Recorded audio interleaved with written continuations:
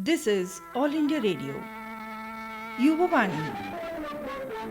In tonight's Yuvavani, we have with us Samah Assia Abbas, who is talking about changing system of education.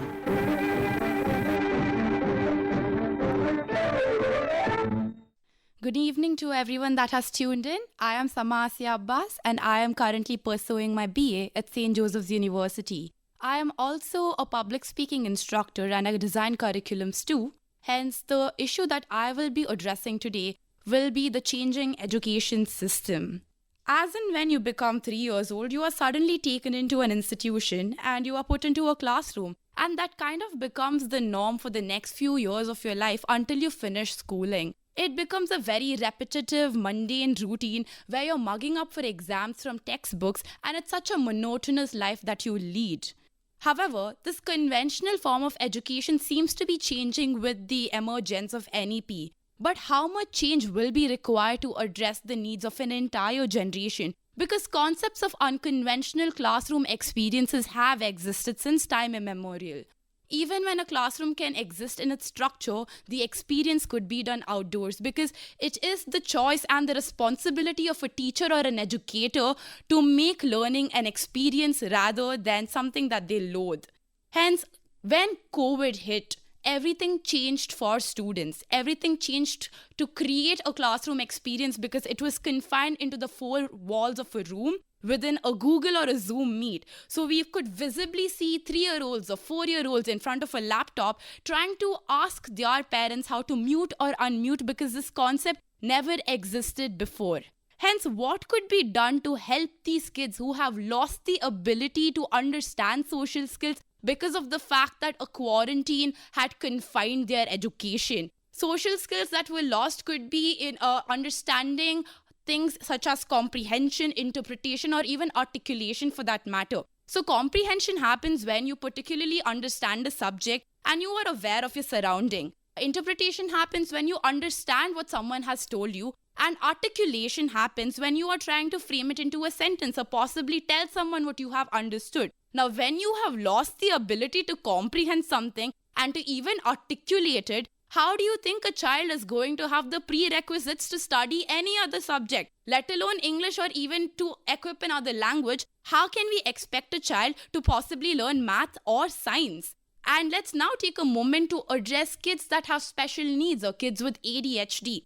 When 2 years of their lives they have lived with their parents inside their homes and you put them out into a social situation, you cannot really expect them to understand what emotion is being expressed in a conversation, what voice modulation is or intonation is. Such social cues which lack in children matures them into adults who may not be content with what they're doing or who might not be the right decision makers, because the most crucial part of learning happens during the age of 3 to 5. Child linguistics states that within the age group of 3 to 5, the children are able to identify noises, and these noises get associated into words with meaning. And they understand the meaning of these words from the noises through the context in which it is being used. And the same applies for adults. Today, if you and me are reading a sentence together and we stumble upon a word that we do not understand, we are going to reread the sentence again till that word makes sense to us because we are deducing the meaning out of the word. We are deducing the meaning out of the sentence, and this is how context works. Hence, kids with ADHD now do not really understand how to respond to the real world because education so far has been taught to us as something that we need to know in order to get a degree, but not as a real life lesson, because when you educate a child with the practicality of the learning is when you develop holistic growth. When you teach children co-curricular activities or put them into such classes, it's not just for fun. It's not just for recreation, because these co-curricular activities are such that helps them network and socialize better. And the age group of 3 to 5 does most of their learning through experiences, not through textbooks. They catch up on new words. They understand concepts merely through the conversations that they have with family members, friends, and network. So imagine teaching a 5-year-old how to network. How advanced a child's understanding about social groups would get. How easy wouldn't it be for them to fit in society? because societal norms are not taught to us, but it is rather expected for us to learn them instead.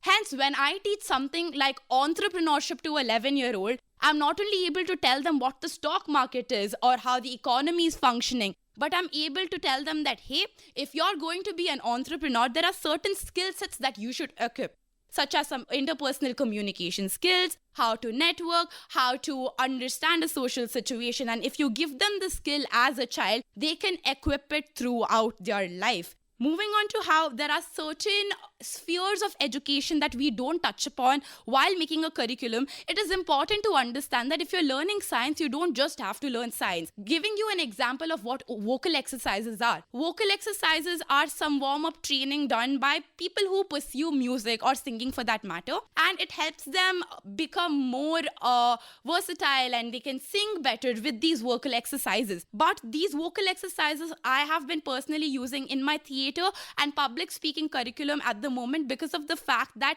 they help you understand the scale at which you can speak. If you want to speak really softly with good enunciation, you can. If you want to speak really loudly with good pronunciation, you still can. And this form of change in your voice comes only through voice modulation and voice control. So imagine having a conversation with a child where you say hello in a very excited manner. They will immediately know that the emotion right here in this social situation is excitement. Imagine if you say hello like you're tired and you're out of breath. The child is immediately going to know that this emotion in this particular conversation is exhaustion. Now, this is how intonation and voice modulation becomes very important while speaking, because voice control is something we must equip as children in order to understand how to deal with the particular situation, because nobody is going to explain that, hey, this situation will arise in your life and this is how you deal with it. Most of our life lessons come from experiences.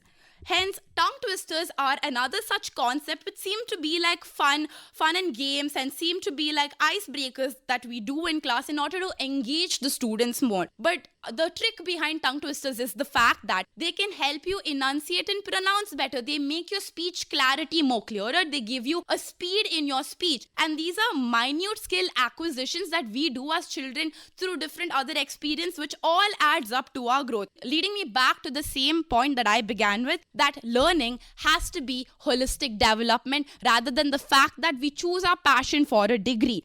So as the youth of this country, who will be future teachers and future educators, we ourselves have learned a lot of life lessons from experiences. But putting those experiences in the form of education is what will bring about another generation of smart thinkers, of hustlers, of entrepreneurs, and most importantly, of people with empathy and sympathy. Because moral values, when added within your education, will do a lot for you as a person. Hence, it becomes extremely important for people designing curriculums to inculcate learnings of child linguistics or psychology in order to understand the child, because at this point you are not building a product, but you are building a rather enhanced human being. So individual attention that must be given to children is another aspect of teaching that I want to touch upon, because every child has their own special needs. It could be either to increase someone's emotional quotient or intelligence. And this is the choice of the teacher as to how they would approach each individual problem. Hence, classrooms with 30 or 60 students may face a difficulty with the teacher being able to address them individually. But again, when you take a role of an educator,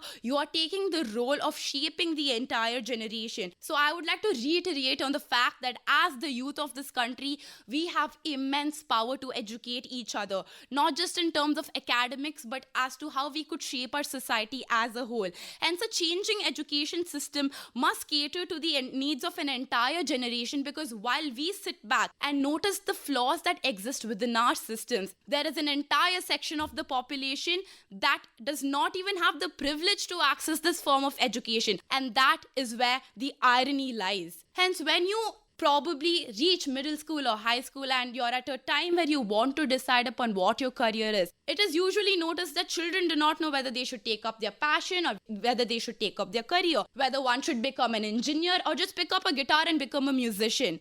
but the skill could be equipped again at the age of 3 onwards when you give them the right knowledge of how to make decisions. Because anybody with enough skills to network and strategically think can turn their passion into a career, because in this society that we live, with the advancement of technology, it becomes easy to monetize any concept if we tried hard enough. It all comes back down to strategic thinking. Hence, education has to be for the curious, because every child is born with the curiosity for something. It could be the curiosity for the most random things, but the in-depth knowledge that they receive from education comes because they were once curious about something. They were once curious about the universe. They were once curious about how to add things up, and then we gave birth to subjects like math or sciences. So if we approached education as a solution to our curiosity, as a thing for recreation, then we would approach our education with more excitement rather than loathing to go to school at 8 a.m. in the morning.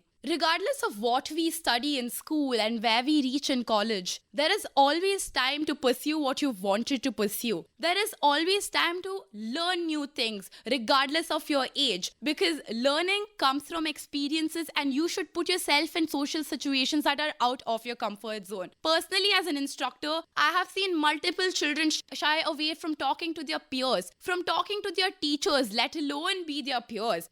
And if a child is put in a position where they cannot even talk to their peers, then you cannot expect them to network as grown adults. Hence, this entire task lies upon us as the youth of this nation to make sure we educate each other, we learn and unlearn, because that is where the true knowledge lies in, not within textbooks, but rather in your visual, auditory, and life experiences. I would now like to thank All India Radio for giving me this opportunity to be on this session and address something as important as education, because our life begins with education, and by the time we end, what remains is what we have done through our life with our education. What remains is what we have understood through education and what we have created by the means of education. So thank you so much for tuning in.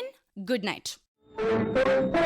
You were listening to a talk, Changing System of Education, presented by Samah Assia Abbas. With that, we conclude tonight's Yuvavani. This program was a presentation of All India Radio Bangalore.